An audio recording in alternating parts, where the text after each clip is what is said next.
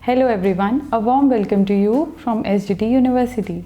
I'm Dr. Jaskiran Chima from the Department of Conservative Dentistry and Endodontics, Faculty of Dental Sciences. Today we will be learning about the topic of management of gingival tissues.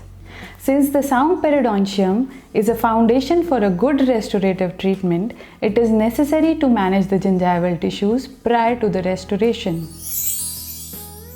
In field of dentistry, a proper equilibrium has to be maintained between the operative dentistry and surrounding soft tissue.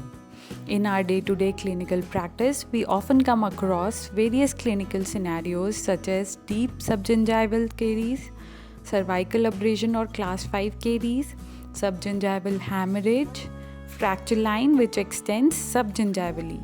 We may also come across gingival inflammation, clinical attachment loss, and bone loss which can be clearly seen in intraoral radiographs.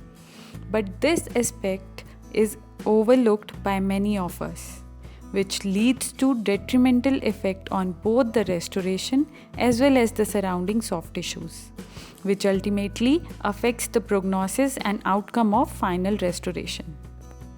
Gingival tissue management can be described as the procedure of temporary eversion or resection of gingiva away from the tooth surface or deepening of gingival sulcus to expose the cervical portion of the tooth in order to have proper marginal finish to the restoration and for establishing a good cervical cavosurface margin for the tooth preparation or for recording the preparation accuracy.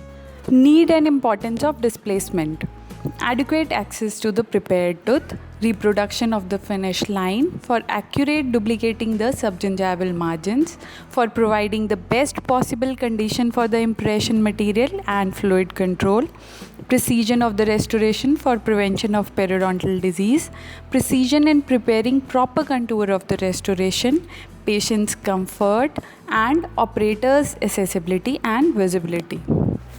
Criteria for selection of a gingival retraction material. According to Milford B. Raymond, the gingival retraction material must be effective enough to create a trough free of blood and fluids, and there must be no damage to the gingiva in terms of inflammation or bleeding. The resulting contours of the tissues must be predictable and tissue must recover in a considerable period of time with minimal systemic or localized effects. 3 criteria that must be satisfied by the gingival retraction material. It should be effective in gingival retraction and to achieve hemostasis if necessary. There should be absence of any systemic effects. No irreversible damage to gingival tissues should be caused by the material selected. Moving on to the methods of gingival tissue management, which include physico-mechanical methods, chemico-mechanical methods, chemical methods, rotary curettage, surgical methods, and electrosurgical methods. Let's first discuss physico-mechanical methods. These methods mechanically displace gingival tissues outwards and apically away from the tooth surface. These are indicated in cases where gingiva is normal and healthy with adequate attached gingiva apical to free gingiva. When there is adequate bone support with no signs of resorption, it provides minimal gingival retraction. Wedges are used to mechanically depress the interproximal gingiva, which ultimately leads to gingival retraction. Care should be taken not to insert it forcefully. Cotton can be rolled and mechanically packed into gingival sulcus. Cotton quills are indicated where rubber dam is not used or where desired degree of eversion needed is modest and for a short time. Sometimes appropriate length of cotton twills are rolled into thin mix of zinc oxide eugenol, and under isolation these are placed at base of the sulcus. These twills are carefully positioned to form a wedge-shaped mass with the apex directed apically. It reflects tissue laterally away from the tooth. Pack is held in place by interim dressing consisting of faster setting zinc oxide eugenol cement. It should remain in position for a minimum of 48 hours to be effective. Copper band. It is a means of carrying the impression material and a mechanism for gingival retraction.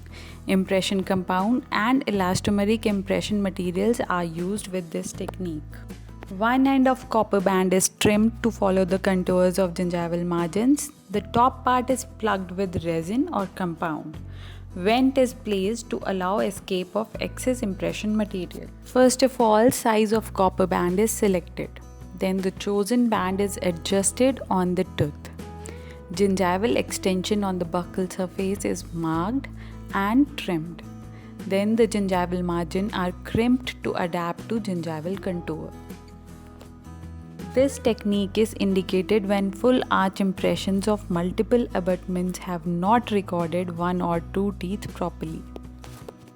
Advantages of this technique are: it is effective for single crown and can be used in situations where margins are subgingival.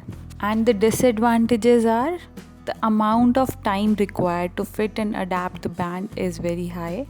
There is difficulty in removing the modeling compound filled band from undercuts, and trauma to tissue is caused by the band itself. Next important method of mechanical gingival retraction is rubber dam. Heavyweight rubber dam material is usually employed for adequate gingival displacement. For extra retraction, cervical clamp can be used. Heavy, extra heavy, or special heavy rubber dam materials are effective in retracting tissue and are also more resistant to tearing. Its advantage is that it provides immediate results, and disadvantage is full arch impressions are difficult to take with this technique. Rubber dam kit has various instruments such as rubber dam clamps, rubber dam clamp forceps, rubber dam punch, and various sizes of rubber dam frames. Moving on to chemico-mechanical methods. These methods basically aim at combining chemical action with pressure packing, enlargement of the gingival sulcus, as well as control of fluids seeping from the walls of the gingival sulcus. Chemicals used are broadly classified as vasoconstrictors, drugs with styptic action, and also astringents. Vasoconstrictors physiologically restrict the blood supply by decreasing the size of the blood capillaries. The agents usually used are 1:1000 epinephrine and higher concentrations of epinephrine. The retraction is achieved in around 10 minutes. It is contraindicated in some of the conditions, such as patients who are hypersensitive to epinephrine, in patients who have cardiovascular disorders, or patients who have pacemakers, in hyperthyroidism cases, and in patients who are on drugs such as Reufolium compound, ganglionic blockers, or epinephrine potentiating drugs. Epinephrine, it has advantages such as it is a good hemostatic agent and is a good vasoconstrictive agent.